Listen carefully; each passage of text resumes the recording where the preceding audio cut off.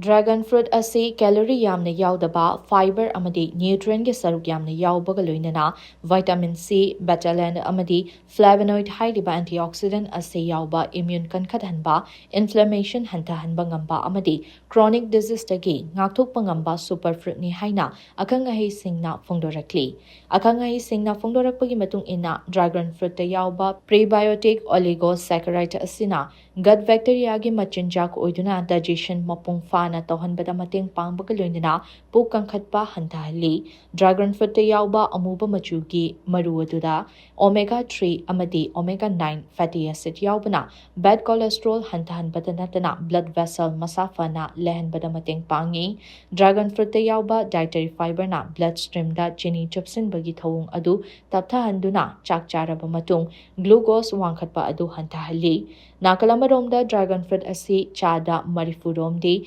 ising oibana hai asi chabana hakchangda hydration yamna pi masida yauba vitamin C amadi antioxidant na hakchangda yauba free radical sing chang amada thamduna chahiga chanadana ahal ushinba hantahli masida sunatana hai asida yauriba vitamin C aduna beta cyanin haidiba antioxidant asiga punba matamda immune system kankat hanbata natana cell singda infection thoklakadabadagi ngakto I haina akang ahi singna makata na haidi.